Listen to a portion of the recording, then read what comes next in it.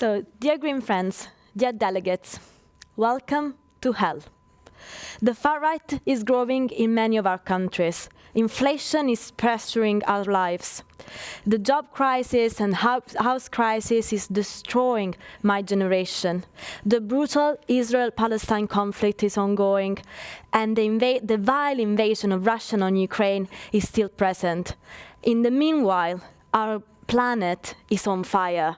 We experience it every month with floodings, droughts, wildfires. This is not an apocalyptic film. This is the reality we are living. But this is not the only possible one. It's not the one we will accept. In 2024, you voters will be in front of a historical choice between a Europe for the people and the planet, and a Europe of hate and discrimination.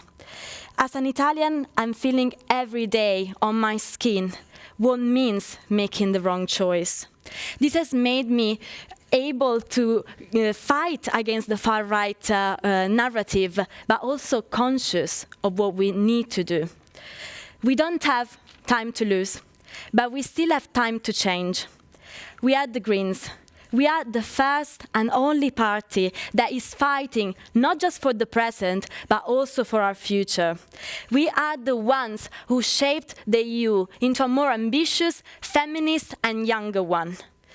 In 2019, we experienced the power of youth to pushing for change, leading to our outstanding result in the Parliament. I believe we can do better. Today, as youth, we are more angry, more worried, but we are also ready to take it from here, to build the world we deserve. We should take this advantage. We should have the courage to keep doing what others are not, to keep saying what others are not saying. We should be politely disruptive in our ideas, communications, and proposals. We should not be scared of change. I'm going to tell you a story. Last summer, I ran for the Italian Parliament in the European constituency. My candidacy came unexpected. I had 1 month to arrange the campaign, and I had no money, no visibility. FYEG and the Italian Young Greens mobilized, and there were young people volunteering in every part of Europe. I managed to reach so many people.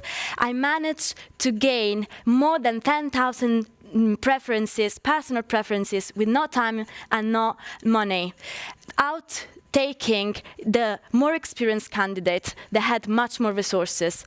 This is, my dear delegates, the power of change. We don't have time to lose, but we still have time to be present. I've started doing politics because I felt the urge to do my part in a country with many difficulties, where there's no opportunities for young people, and too often populism is the solution. After more than 10 years of activism, I started party politics because I wanted to expand the green values that were struggling in the South. I guess many of you can relate to that. I've joined the Italian Greens, supported the development, supported the foundation of the Italian Young Greens. In 2019, I've joined FYEG, gaining hands-on experience on differences, backgrounds, and similarities of our Europe, of our continent. I have a clear understanding of the European scenario, and I can say there is a lot we need to work on for a more cohesive and inclusive Europe. Being European doesn't mean the same thing for all of us. Who is not in the EU, who is in the EU and doesn't feel like it, who's from the south, the north, the east, the west. There are fundamental differences within our continent, and as Green, we need to embrace them, valuing them, and also addressing the one that constitute inequalities. To do this, we need to promote better cohesion policies, give value to existing participatory methods, equalize opportunities, and keep fighting for a more democratic and larger Europe. We should get out of our bubble, be back in our communities, in remote areas, in places like my hometown, where EU is a shady and distant reality. To do this, we must promote diversity, also within our party and our faces. We don't have time to lose, but we still have time to fight against oppression. This means addressing systemic inequalities, discriminatory structures, ending deaths at our borders, and stopping this infamous fortress Europe. We must address the proportion of violence against women and queer people that is trying to shrink our rights and is putting our resistance under threat, denying any kind of oppression. We must fight for women and LGBTQI+ rights. We must promote education, reduce the pay gap, and be sure everyone is free and safe, and protect our bodies because it's just ours, and protect abortion rights. They want us quiet, and that's why we need to be as loud as possible. We don't have time to lose, but we still have time to act. We need to embrace a structural change for our socio-economic system, for one that puts planet and people at the center, going beyond GDP and embedding planetary boundaries. It would be crucial for this election to build a narrative of an inclusive green transition, being simple in our messages, but never forgetting potential impacts of our policies, never forgetting the social crisis we are living.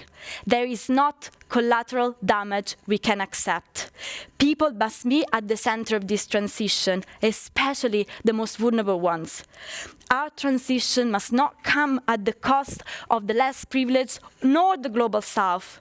This means investing on democratic and European energy system, protecting our value chains, enforcing circular economy, providing industrial plans for transforming key productive sectors. This means asking billionaires to bear the cost of this transition because they are responsible for the climate collapse. Let's embrace this moment and make a wonderful campaign. I'm ready to fight together with you all to lead the Greens to the best victory we ever had. Because, my dear delegates, we don't have time to lose, but we still have time to win.